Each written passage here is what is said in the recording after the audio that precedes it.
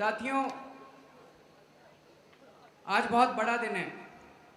मुझे 4 लाइनें याद आ रही हैं, वो मैं गा के सुनाना चाहूँगा। मैं गाता नहीं हूँ अच्छा, लेकिन ये एक तरह से हमारी, आपकी, देश की जनता की जो पार्टी बनने जा रही है, उसका इसके अंदर पूरा भाव है कि हमारा मकसद क्या है, हमारा पैगाम क्या है, हमारा संदेश क्या है। इंसान का इंसान से हो भाईचारा, यही पैगाम हमारा, यही पैगाम हमारा। इंसान का इंसान से हो भाईचारा, यही पैगाम हमारा, यही पैगाम हमारा।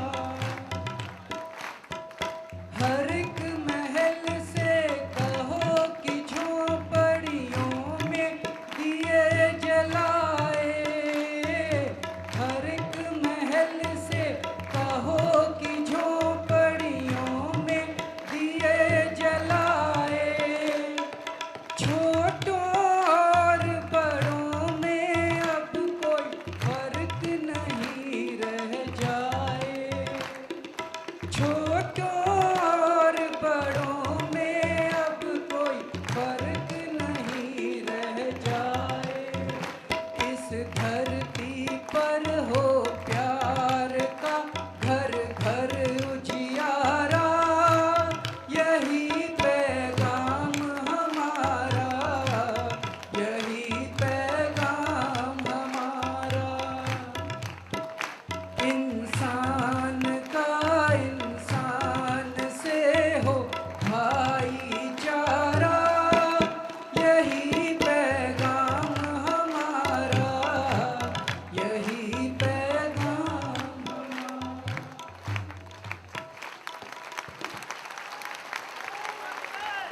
साथियों,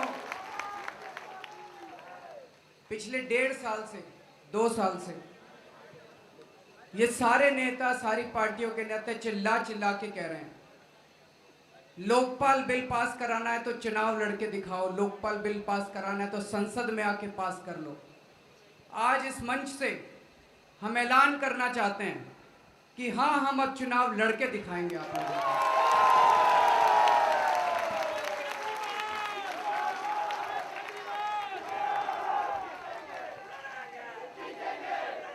आज हम ऐलान करते हैं कि आज से इस देश की जनता चुनावी राजनीति में कूद रही है और तुम लोग अपने दिन गिनना चालू कर दो भ्रष्टाचारियों।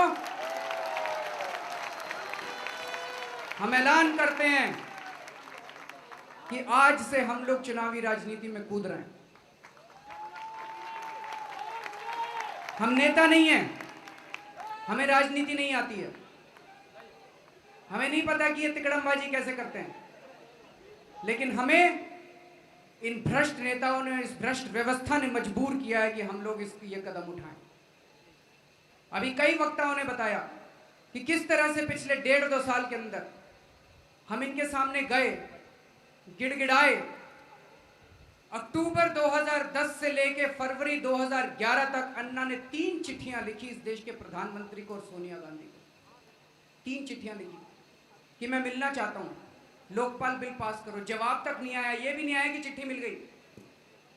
उसके बाद कितनी बार हम इन पार्टी के नेताओं से मिले, सोनिया गांधी जी से मिले, बीजेपी के नेताओं से मिले, शरद यादव जी से मिले, लालू यादव से मिले, सब लोगों से मिले। इनसे सब लोगों ने धोखा दिया। पिछले 1 साल से सब कुछ करके देख लिया।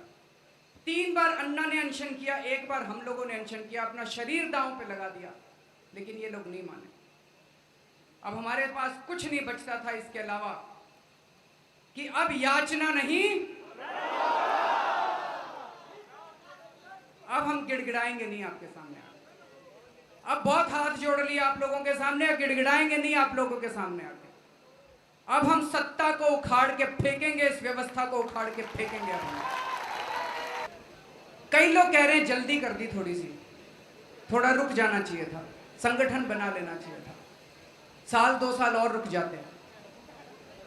साथियों, देश बिक रहा है।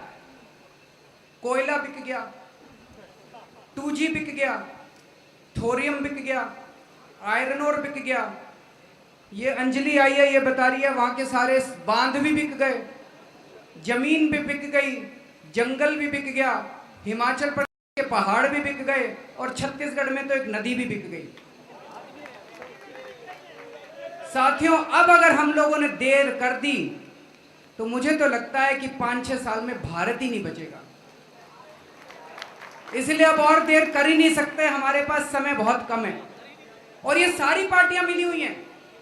कोयला घोटाले में तो साफ साफ दिखाई दे गया कि किस तरह से बीजेपी और कांग्रेस दोनों ने मिलकर देश को लूटा है, दोनों ने मिलकर कोयले के खदानों को लूटा है। सिंचाई का घोटाला जो निकल के आया, वहां पे तो सारी पार्टियां मिली हुई हैं। कहते हैं 4 काम हम उनके करते हैं, 4 काम वो हमारे करते हैं। काहे का ऑपोजिशन? क्या ऑपोजिशन इस देश में? कोई ऑपोजिशन नहीं बचा इस देश के अंदर। ऑपोजिशन में तो हम और आप हैं, बाकी सारे सत्ता के अंदर है। बीजेपी भी सत्ता में है, कांग्रेस भी सत्ता में है, शरद पवार भी सत्ता में है, लालू यादव भी सत्ता में है, मायावती भी सत्ता में है, मुलायम सिंह यादव भी सत्ता में है। हम लोग ऑपोजिशन के अंदर है, मैं और आप ऑपोजिशन के अंदर। तो साथियों, कोई चारा नहीं बचा, ये तो करना ही पड़ेगा। चुनावों में कूदना ही पड़ेगा, संसद को साफ करना ही पड़ेगा, विधानसभाओं को साफ करना ही पड़ेगा। कई लोग कह रहे हैं हार जाओगे। साथियों, आज हमारी परिस्थिति उस अर्जुन की तरह है जो कुरुक्षेत्र के मैदान में खड़ा है और उसके सामने 2 दुविधाएं। एक तो यह कि हार तो नहीं जाऊंगा, और दूसरा यह कि मेरे अपने लोग सामने खड़े हुए हैं। तो कृष्ण उनको कहते हैं कि हार और जीत की चिंता मत करो, लड़ो।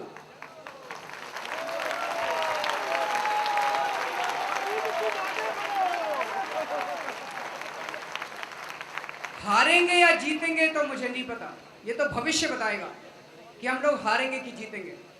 पर इतना जरूर पता है कि आज अगर हम लोग नहीं लड़े तो मेरे बच्चे बड़े होकर मेरे को गालियां देंगे कि आपको मौका दिया था इस देश ने, सारा देश इकट्ठा हो गया था और आपके अंदर दम नहीं था।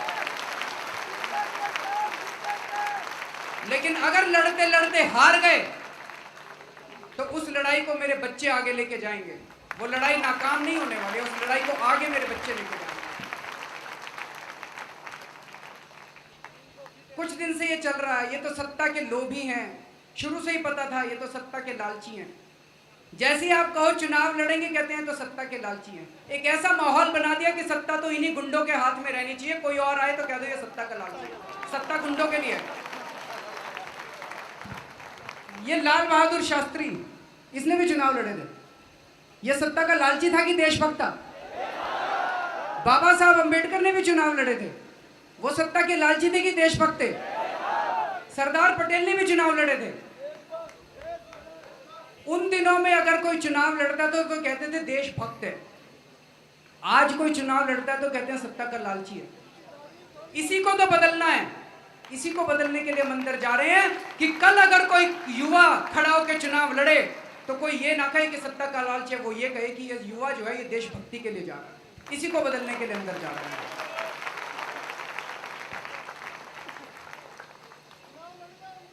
कई लोग ये कह रहे हैं कि इसमें तो जात पात की बात है, धर्म की बात है। तुम्ही ने तो कर रखा है ये सब, जाति के नाम पे सारे देश को तोड़ के रख दिया, धर्म के नाम पे सारे देश को तोड़ के रख दिया इन दिनों में तुम लोगों ने। कैसे जुड़ेगा सारा देश? यही हमारी राजनीति की सारे देश को जोड़ना है। कैसे होएगा ये? वो कहते हैं आप कैसे करोगे? साथियों, जब सारे देश की जन चेतना जागती है तो बड़ी से बड़ी दीवारें टूट जाती हैं, पता भी नहीं चलता।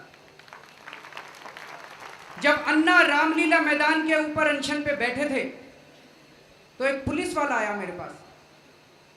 पुलिस वाला आके कहता है जी मैंने 16 साल से मैं दिल्ली पुलिस में हूं, 16 साल से मैंने रिश्वत ली, लेकिन पिछले 10 दिन से मैंने एक भी पैसा नहीं लिया, और जितना आनंद का अनुभव मैं कर रहा हूं उतना आनंद मैंने 16 साल में नहीं किया। उस पुलिस वाले को कोई कहने तो नहीं गया था कि भैया तू रिश्वत मत ले। पूरे देश के अंदर ऐसा जन चेतना का उभार हुआ कि वो हर आदमी के दिल को छू गया, हर आदमी के अंदर कुछ करंट दौड़ गया कि कुछ तो हो रहा है। जब ये करंट दौड़ेगा सारे देश के अंदर, जब ये क्रांति पैदा होगी सारे देश के अंदर, ये चुनावी क्रांति पैदा होगी सारे देश के अंदर, तो ये जाति और धर्म की दीवारें भी टूटेंगी। साथियों, देखते रहिए। ये सवेरे से मीडिया वाले चला रहे हैं, 3-4 दिन से चला रहे हैं, केजरीवाल की पार्टी, केजरीवाल की पार्टी, केजरीवाल। मेरी पार्टी? ये आपकी पार्टी है। ये उन हजारों लाखों लोगों की पार्टी है जो रामलीला मैदान के अंदर आए थे। ये उन हजारों लाखों लोगों की पार्टी है जो जंतर मंतर के ऊपर आए थे। ये इस देश के लोगों की पार्टी है जो भ्रष्टाचार से ऊब चुके हैं, भ्रष्टाचार से तंग आ चुके हैं, महंगाई से तंग आ चुके हैं। उन लोगों की पार्टी है ये। मेरी पार्टी कहां से आ गई? मेरे को पार्टी बनाने की क्या जरूरत है? अच्छा खासा मैं काम कर रहा था, मेरे को पार्टी बनाने की क्या जरूरत है? ये इस देश के लोगों की पार्टी है। जब से हमने पार्टी का अनाउंस किया, हमने कहा भाई सुझाव दो कि कैसे बने ये पार्टी। 20,000 लोगों के सुझाव आए हैं अभी तक, 20,000 लोगों के। छोटी बात नहीं होती 20,000 लोगों के साथ। इसका मतलब लोग इतना इंटरेस्ट रख रहे हैं इस पार्टी के अंदर। पिछली साल जब भारत सरकार ने लोकपाल बिल लेके आ रही थी भारत सरकार, तो भारत सरकार ने इश्तिहार दिया, एडवर्टाइजमेंट दिया, फुल पेज एडवर्टाइजमेंट आया अखबारों में, भाई हम लोकपाल बिल ला रहे हैं, इसके ऊपर सुझाव दो। सारे एडवर्टाइजमेंट के बावजूद भारत सरकार के पास 13,000 सुझाव आए। हमारा एक भी एडवर्टाइजमेंट नहीं गया और 20,000 सुझाव आ गए। ये जनता की पार्टी है, ये उन 20,000 लोगों की पार्टी है, ये इस देश के लोगों की पार्टी है। ये फर्क है। कल सवेरे सवेरे 5:30 बजे एक बाबा हैं, बहुत बूढ़े बाबा हैं, हमारे दफ्तर आते हैं, रोज आते हैं, चिट्ठियां देखते हैं, वो चिट्ठियां सेग्रीगेट करते हैं, जवाब देते हैं। कल सवेरे सवेरे 5:30 बजे मेरे घर पहुंच गए। आके कहते हैं जी कल आप अपनी पार्टी का ऐलान करने जा रहे हो, आपके साथ बैठ के थोड़ी देर मैं पूजा करना चाहता हूं। मैंने कहा जाओ। 10-15 मिनट उन्होंने पूजा की, मेरे हाथ में पानी दिया, मुझसे कसम खिलाई कि मैं आजीवन अहिंसात्मक तरीके से देश की सेवा करता रहूंगा, कभी स्वार्थी नहीं बनूंगा। उसके बाद मुझे कहते हैं मेरी गुरुदक्षिणा दीजिए। मैंने कहा बताइए क्या चाहिए? बोले मेरा जो सबसे छोटा बेटा है उसे मैं आपको दान देना चाहता हूं, उसे स्वीकार कर लीजिए।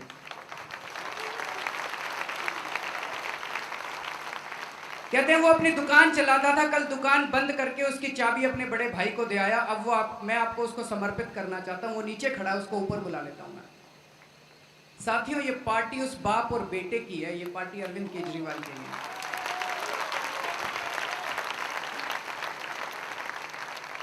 एक विजय बाबा हैं, विजय बाबा बैठे हैं यहाँ पे। विजय बाबा ये रिक्शा चलाते हैं और ये रिक्शा चलाते चलाते पर्चे बांटते रहते हैं पूरा दिन। इनकी आंखों के अंदर एक सपना है कि अगर ये व्यवस्था बदलेगी तो इनकी भी जिंदगी सुधरेगी। ये पार्टी मेरी नहीं है, ये पार्टी विजय बाबा की है।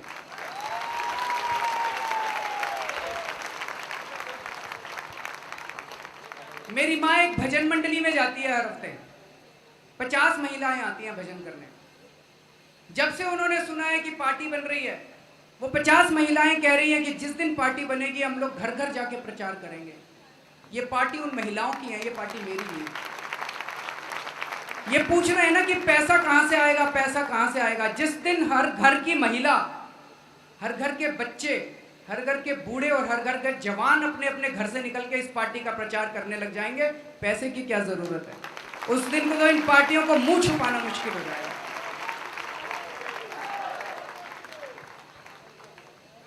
तो क्या ये पार्टी केवल लोकपाल के लिए बन रही है?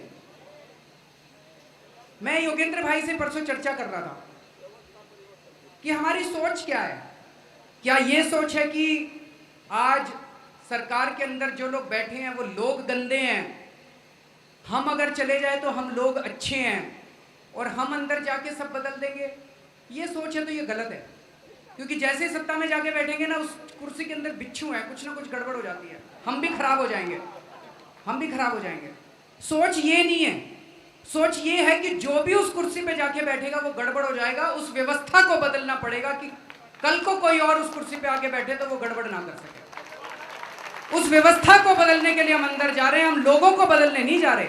चेहरे बदलने नहीं जा रहे, पार्टियां बदलने नहीं जा रहे, व्यवस्था को बदलने के लिए अंदर जा रहे हैं। और मैं ये भी कह रहा था अपने साथियों को कि अगर अंदर गए तो ये व्यवस्था 10 दिन में बदलनी पड़ेगी, नहीं तो आपको ऐसे लोग घेर लेंगे कि आपको पता भी नहीं चलेगा कि कब बह गए इस पूरी व्यवस्था के। जो करना है पहले 10 से 15 दिन के अंदर करके दिखाना पड़ेगा।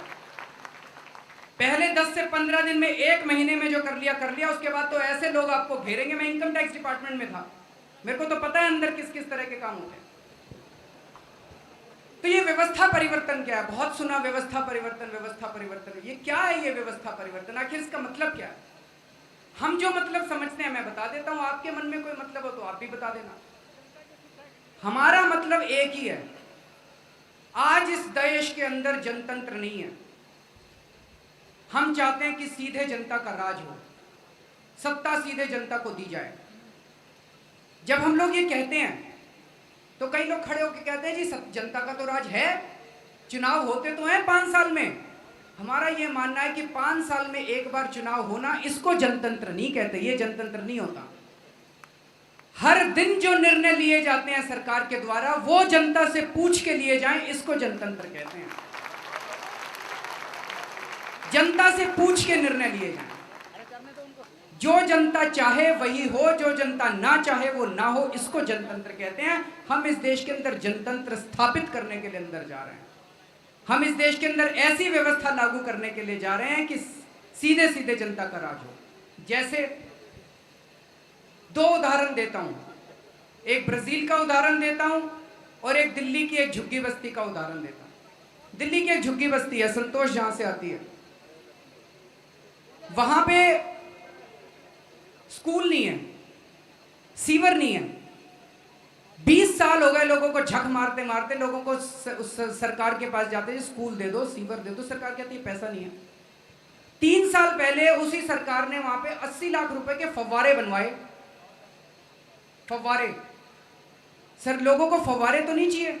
और वो फव्वारे जिस दिन उद्घाटन था उस दिन भी नहीं चले। क्यों? क्योंकि पानी नहीं है वहां पे।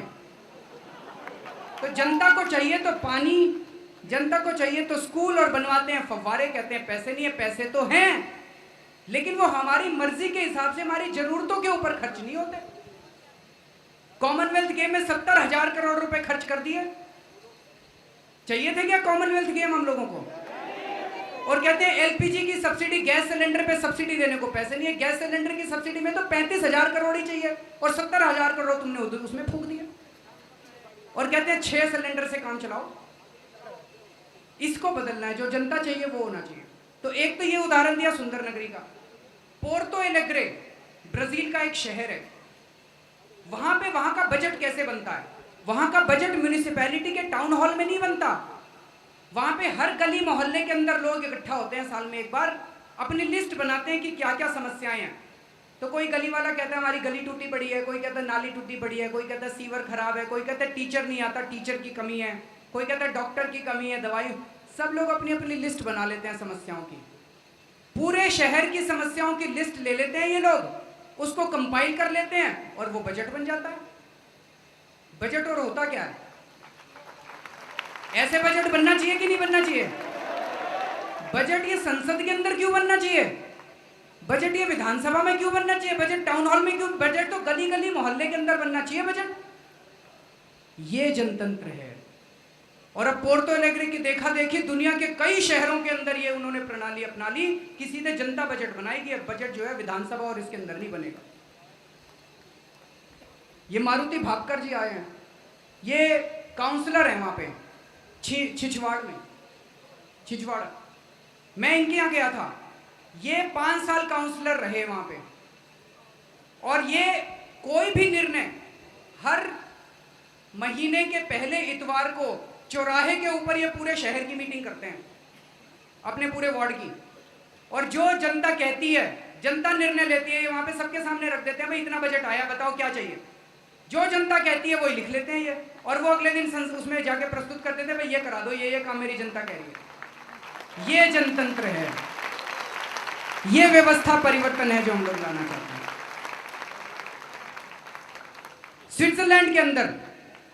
स्विट्जरलैंड के अंदर अगर 50,000 लोग एक कागज पे लिख के दे दें कि ये कानून बनना चाहिए, तो उनको संसद के अंदर वो रखना पड़ता है कानून।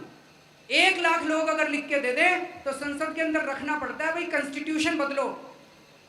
सीधे सीधे जनता संविधान भी बदल सकती है वहां पे स्विट्जरलैंड के अंदर। जब हमने कहा भाई हमारे देश में भी होना चाहिए, पिछले 1.5 साल हो गए जन लोकपाल पास कर दो, जन लोकपाल पास कर दो।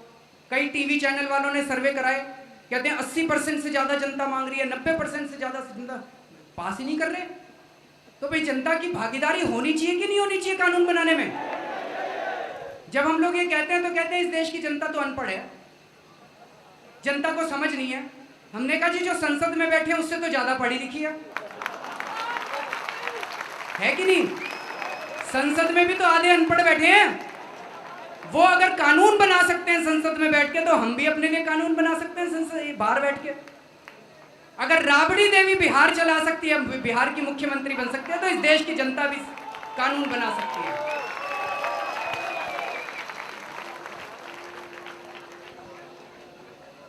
ये बहुत बड़ी बात है। सच्ची लोकशाही केंद्र में बैठे हुए 20 आदमी नहीं चला सकते, वो तो नीचे से हर एक गांव द्वारा चलाई जानी चाहिए। ये नारा था गांधी जी का, इसलिए वो लड़े थे आज़ादी के लिए। आज़ादी के लिए इसलिए नहीं लड़े थे कि ये दिल्ली में बैठ के सारा कोयला बेच देंगे, सारा 2G बेच देंगे, इसलिए नहीं लड़े थे गांधी जी। इसलिए उन्होंने अपनी जान दांव पे नहीं लगाई थी। ये सपना हम लोगों को पूरा करना है कि इस देश की सत्ता हर गली, हर मोहल्ले और हर गांव के लोगों को दी जाए। तो साथियों, SC बेहर साहब हैं। SC बेहर साहब मध्य प्रदेश के पूर्व मुख्य सचिव हैं, चीफ सेक्रेटरी थे मध्य प्रदेश में। उन्होंने इसके ऊपर बहुत अध्ययन किया है। वो स्विट्जरलैंड भी गए, वो पूरी दुनिया में काफी घूमे हैं कि किस तरह से देश के लोगों को सीधे सत्ता दी जा सकती है, इसका क्या मॉडल हो सकता है। ये जो टीवी चैनल वाले हैं ना, अब ये सुन रहे होंगे, वो सारा कहेंगे ये तो बेवकूफ हो गए, सीधे जनता को कैसे सत्ता दी जा सकती है। इस पर डिबेट होंगे आज शाम को। हम पूरी जिम्मेदारी के साथ कह रहे हैं कि ये हो सकता है, इसके मॉडल हैं, दुनिया भर में मॉडल है। और इन मॉडल्स के ऊपर अब SC बेहर साहब, हमने उनसे निवेदन किया, हमने एक कमेटी बनाई है। SC बेहर साहब इसका कानून, इसका ढांचा तैयार कर रहे हैं कि जब ये आंदोलन दिल्ली विधानसभा के चुनाव लड़ेगा और दिल्ली विधानसभा में जाएगा तो 10 दिन के अंदर वो मॉडल यहां पे लागू कर दिया जाएगा। दिल्ली के अंदर सीधे सीधे जनता राज करेगी, दिल्ली के अंदर सीधे सीधे जनता बजट बनाएगी। बजट जो है वो विधानसभाओं के अंदर और अंदर नहीं बनना चाहिए, सीधे सीधे जनता के हाथ में कंट्रोल होना चाहिए। कानून कैसे बनेंगे जनता तय करेगी। ऐसा मॉडल बेहर साहब की कमेटी तैयार कर रही है। और जब ये पहला मॉडल तैयार हो जाएगा, हम फिर से इसको वेबसाइट पे डाल देंगे और आप लोग उसके ऊपर कमेंट अपने अपने भेजिएगा। और ये कोई पार्टी नहीं करने वाली, कोई और पार्टी कर दे तो ठीक है, हमें चुनाव लड़ने की जरूरत ही नहीं है। हमने तो कहा है आप जन लोकपाल पारित कर दो, ये स्वराज का कानून पारित कर दो, हम चुनाव नहीं लड़ेंगे, कोई नहीं करने वाला। हम बार बार कह रहे हैं ये पार्टी नहीं है, ये आंदोलन है। अभी तक आंदोलन ही कर रहे थे और अभी भी आंदोलन करते रहेंगे। 3 अगस्त को हम लोगों ने अनाउंस किया था कि पार्टी बनेगी। 26 अगस्त को हम लोगों ने मनमोहन सिंह का और सोनिया गांधी का और नितिन गडकरी के घर का घेराव किया। वो पार्टी थी कि आंदोलन था? आंदोलन था। और यह आंदोलन चलता रहेगा। पहले आंदोलन के लिए हमारे पास 3-4 साधन थे, अनशन करते थे, प्रदर्शन करते थे, घेराव करते थे। अब हमने एक और साधन जोड़ लिया, राजनीति भी करेंगे। तो आंदोलन को सशक्त करेगी ये राजनीति, आंदोलन ही चलेगा, ये आंदोलन ही रहेगा। और आज यहां से मैं 2 ऐलान करना चाहता हूं आंदोलन के। पहला ऐलान कि दिल्ली के अंदर शीला दीक्षित सरकार ने जो बिजली और पानी के दाम बढ़ाए हैं, इन पानी और बिजली के दाम को तो हम कम करवा के ही छोड़ेंगे।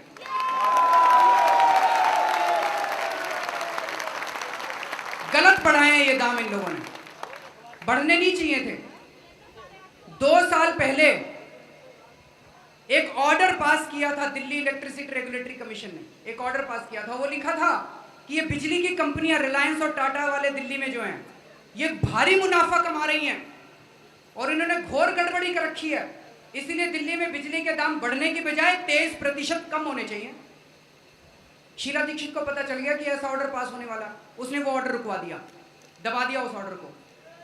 और 1 साल के बाद शीला दीक्षित ने वो चेयरमैन बदल दिया वहां का और दूसरा चेयरमैन ले आई और अब ऑर्डर पास किया कि दिल्ली के अंदर 100% बिजली के दाम बढ़ने चाहिए। भ्रष्टाचार है कि नहीं सीधा सीधा? तो दिल्ली के अंदर ये बिजली के दाम बढ़ने नहीं घटने चाहिए। और हमारी मांग है सीएजी से ऑडिट कराओ इन कंपनियों का, देखते हैं क्या निकल के आता है।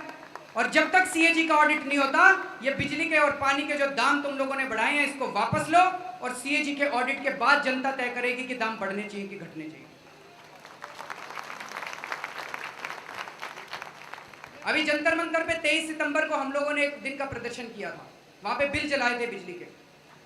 एक रिक्शा वाला आया, रिक्शा वाले ने आके बताया कि वो 6,000 रुपए महीने कमाता है महीने के, और 3,000 रुपए बिजली का बिल आ गया, 1,500 रुपए पानी का बिल आ गया, बाकी 1,500 में 2 सिलेंडर आएंगे। अब अपना घर कैसे चलाएगा? तो वो भी आया था अपना बिजली का बिल जलाने के लिए। तो जब उसने बिल जलाया उस दिन, तो अगले दिन शीला जीतेशी कहती है जो जो बिल जलाएंगे उनके खिलाफ कार्रवाई की जाएगी। मैंने मन में सोचा तुम्हारे अंदर मन में कंपनियों के लिए इतना प्यार है तुम लोगों के। भाई एक दिन लोगों ने बिल जला दिए, 24 घंटे के अंदर शीला दीक्षित ने बोल दिया जो बिल नहीं भरेंगे उनके खिलाफ सख्त कार्रवाई की जाएगी। इस रिक्शा वाले की भी तो सोच लो, ये अपना घर कैसे चलाएगा? तुम किसकी मुख्यमंत्री हो? तुम कंपनियों की मुख्यमंत्री हो कि जनता की मुख्यमंत्री हो? ये साफ कर दो, तुम किसकी मुख्यमंत्री हो? तुम जनता की मुख्यमंत्री हो कि इनकी मुख्यमंत्री हो कंपनियों? 2 दिन के बाद शीला दीक्षित ने एक अनाउंसमेंट किया, थोड़ा दबाव तो पड़ा उस दिन का। 2 दिन के बाद उन्होंने कहा हम स्लैब बदलेंगे, कुछ करेंगे, पता नहीं क्या कह रही थी। लेकिन टाइम्स ऑफ इंडिया वालों ने और अखबार वालों ने कहा झूठ बोल रही है, कुछ नहीं बदल रहा। अखबार वालों ने कहा लीपापोती कर रहे हैं, लीपापोती कर रहे हैं, कुछ नहीं बदलने वाला। तो साथियों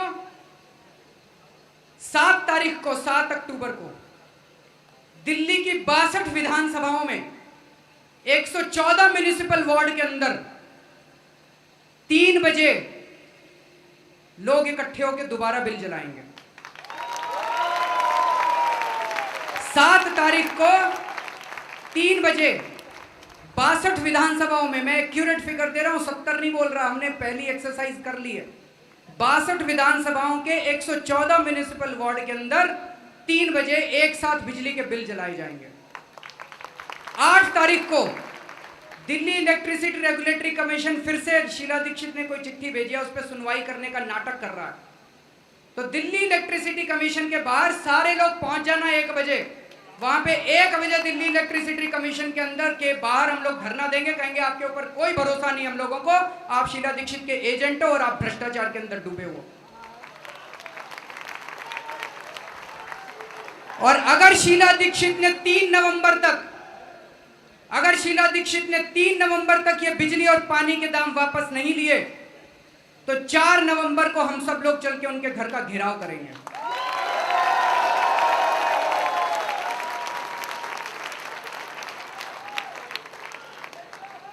वो लोग कह रहे हैं बिजली काटने आ जाएंगे, बिल नहीं दोगे तो बिजली काटने आ जाएंगे। हम चैलेंज करते हैं, हिम्मत है तो बिजली काट के दिखाओ, इधर पूरी दिल्ली के अंदर काट के दिखाओ किसी की बिजली, अगर तुम्हारे में हिम्मत है तो। पूरी दिल्ली के अंदर हर विधानसभा क्षेत्र के अंदर डिफेंस दल बने हैं, रक्षा दल बनाए गए हैं। अगर किसी की बिजली कटी तो हम सब लोग आएंगे, मैं भी आऊंगा और मैं आके आपकी बिजली जोड़ूंगा। अगर जेल में डालना है तो मेरे को जेल में डाल देना, मैं जेल में जाने को तैयार हूं, हमारी सारी टीम जेल में जाने को तैयार है, दम है तो ये जेल के अंदर डाल के दिखाओ तुम।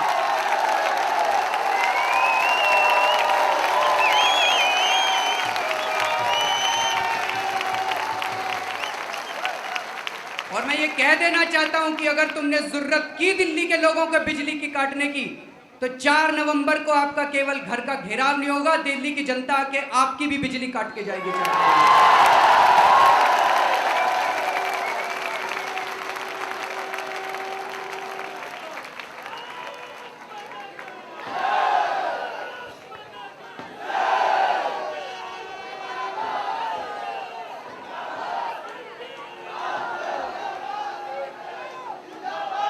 साथियों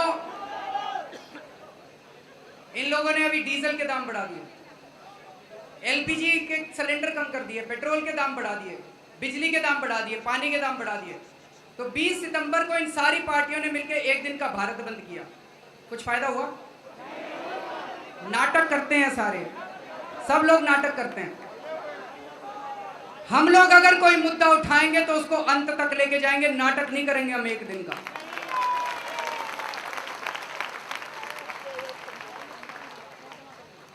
और दूसरी चीज, अगर अंजलि और बम्बे वाली टीम 6 तारीख को आने को तैयार है, दूसरा ऐलान हम ये कर रहे हैं, एक तो ये कि बिजली और पानी के बिल कम होके रहेंगे दिल्ली के अंदर, और जब तक बिल कम नहीं होते हम लोग संघर्ष करते रहेंगे। और दूसरी चीज, ये सारी पार्टियां मिली हुई हैं। जब से ये अंजलि ने मुद्दा उठाया है, खूब सारे हमारे पास ईमेल आ रहे हैं, जी इस मंत्री ने भी भ्रष्टाचार कर रखा, उसने भी भ्रष्टाचार, खूब सबूत भेज रहे हैं लोग। आपके पास भी कोई सबूत हो मंत्रियों के खिलाफ तो भेजिएगा हमारे पास। 6 तारीख को 3 बजे इस देश के 2 बहुत ही शक्तिशाली लोगों के खिलाफ भ्रष्टाचार का खुलासा किया जाएगा। 6 तारीख को 3 बजे इस देश के 2 बहुत ही बड़े शक्तिशाली लोगों के भ्रष्टाचार का खुलासा किया जाएगा। उनके खिलाफ काफी सबूत आ चुके हैं। हैं जी, 6 अक्टूबर, मैंने गलत बोल दिया शायद कुछ। 6 अक्टूबर को शनिवार को 3 बजे, ये तो प्रेस कॉन्फ्रेंस में ही होगा। बता देंगे आपको, कोई हॉल बुक कर लेंगे तो जनता भी आ जाए और मीडिया वाले भी आ जाए, दोनों एक साथ कर लेंगे।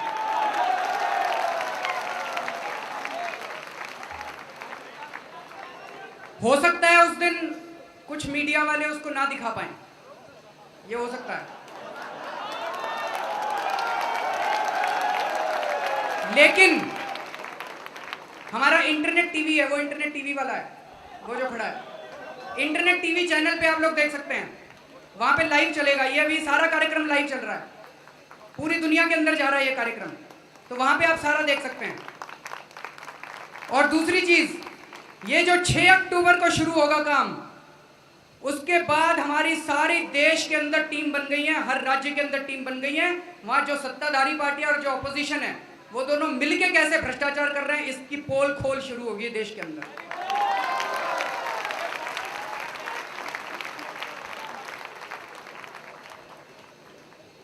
कई लोग कह रहे हैं ये अरविंद बड़ा महत्वाकांक्षी है। हाँ, हैं हम लोग महत्वाकांक्षी, हैं हम लोग महत्वाकांक्षी। हमारी महत्वाकांक्षा है कि इस देश से भ्रष्टाचार दूर हो। हमारी महत्वाकांक्षा है कि ये भारत सुधरे।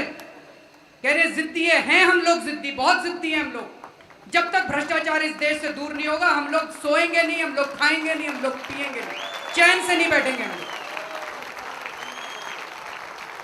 हमारा कसूर क्या है, हमारा अपराध क्या है? हमारा अपराध है कि हम लोगों ने एक सुनहरे भारत का सपना देखा है और इसको हम लोग पूरा करके रहेंगे।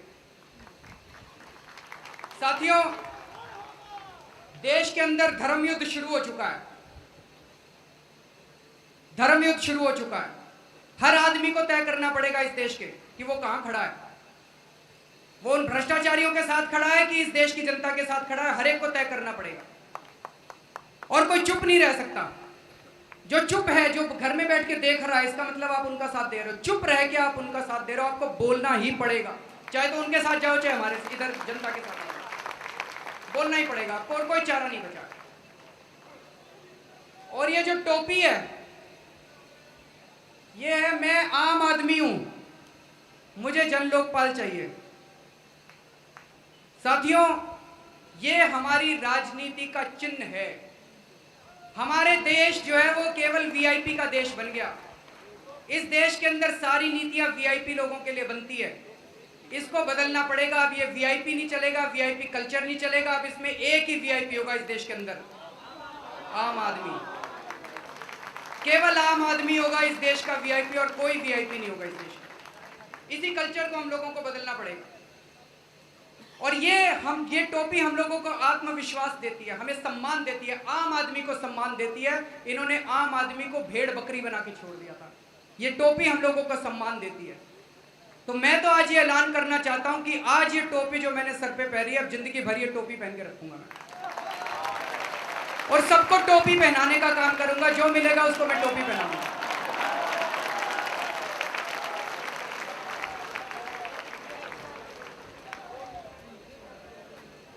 दो चीजें कहना चाहता हूं। एक तो ये, बहुत सारे साथी हैं, बहुत सारे मित्र हैं जो बहुत प्यार करते हैं मुझे, बहुत आदर करते हैं, सम्मान करते हैं, मेरे पैर छूते हैं, वो ठीक नहीं है। ये तो कांग्रेस और बीजेपी वालों का कल्चर है, टिकट चाहिए तो पैर छुओ। आप लोग मेरा सम्मान करते हैं, मेरा आदर करते हैं, प्यार करते हैं, मुझे गले लगा लिया करो, मेरे पैर मत छुआ करो। हमें यह कल्चर बदलना है इन लोगों का। और दूसरी चीज,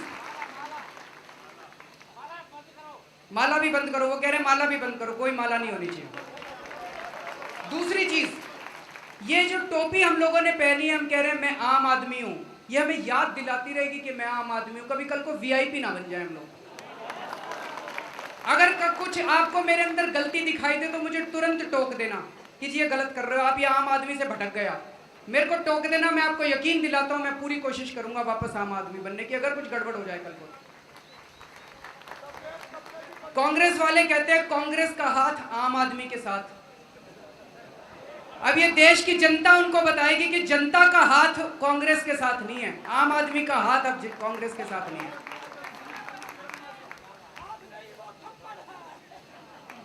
कुछ अफवाहें फैलाई जा रही हैं, पिछले 1.5 साल हो गए इन लोगों को हमारा चरित्र हनन करते करते। अभी मीडिया के साथ ही, मीडिया में बहुत अच्छा है, हम मीडिया का धन्यवाद देना चाहते हैं। पिछले 1.5 साल में सारी मजबूरियों के बावजूद उन्होंने बहुत साथ दिया, बहुत मजबूरियां थी उनके, लेकिन बहुत साथ दिया मीडिया के साथ। बहुत बहुत शुक्रगुजार हैं हम आपके। और इतने जो घोटाले निकल रहे हैं ये भी मीडिया की वजह से निकल रहे हैं। एक अफवाह आजकल मीडिया के साथियों ने बताया कि 3 दिन बाद एक स्टोरी निकलने वाली है, मैं अभी बता देता हूं आप लोगों को। उसमें ये कह रहे हैं कि मैं कांग्रेस के कुछ नेताओं से मिला और मेरी डील हो गई है उन लोगों के साथ, वो मेरे को 20 करोड़ रुपए देने वाले हैं और ये सेटिंग हो गई है कि हमारे आंदोलन करने से शीला दीक्षित बिजली के दाम घटा देगी, ये सेटिंग हो गई है और इससे बीजेपी भी वोट कट जाएंगे।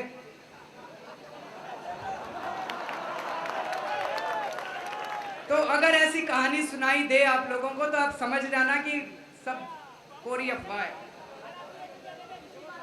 साथियों, आज हम पार्टी का नाम अनाउंस करने वाले थे, लेकिन एक मजबूरी आ गई, कुछ कानूनी सलाह हमें दी गई। पार्टी को रजिस्टर कराने के लिए बहुत सारी फॉर्मेलिटीज करनी पड़ती हैं, बहुत सारी होती हैं। तो चूंकि बीच में हम लोग सर्वे करवाने लग गए थे कि पार्टी बननी चाहिए नहीं बननी चाहिए, तो उसमें 10-15 दिन चले गए, हम सारा काम पूरा नहीं कर पाए।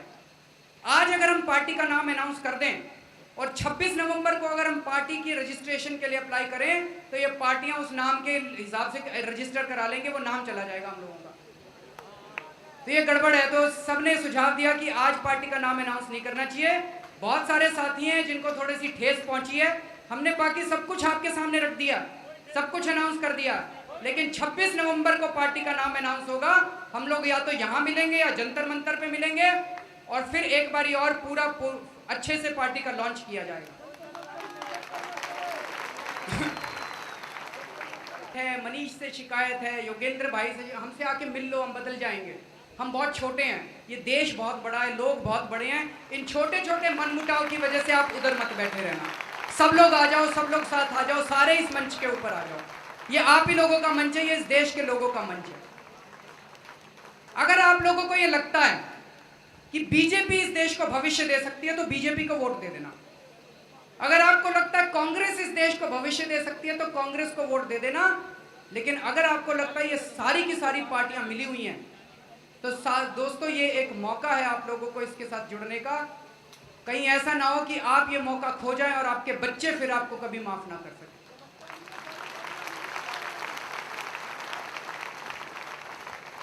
और अंत में जो मैं हमेशा एक गीत सुनाता हूं, हो गई है पीर पर्वत, अगर आप इजाजत दें तो मैं वो आपके साथ, तो मैं एक लाइन गाऊंगा, आप लोग मेरे पीछे पीछे जोर से दोहराएंगे। हो गई है पीर पर्वत सी पिघलनी चाहिए,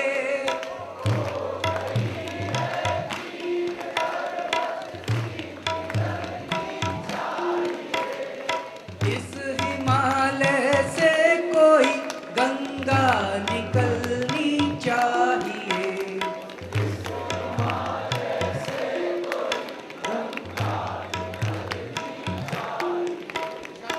सिर्फ हंगामा खड़ा करना मेरा मकसद नहीं।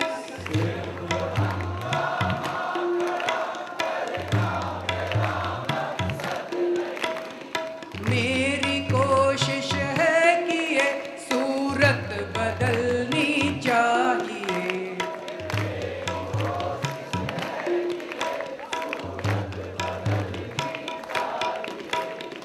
मेरे सीने में नहीं तो तेरे सीने में सही।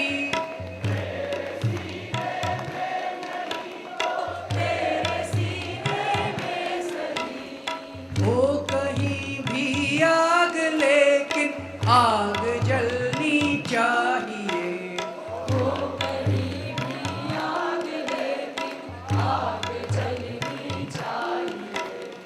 आज ये दीवार पर्दों की तरह हिलने लगी।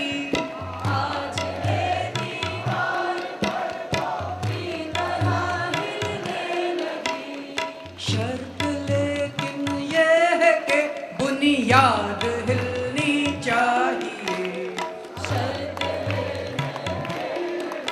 बुनियाद हिलनी चाहिए।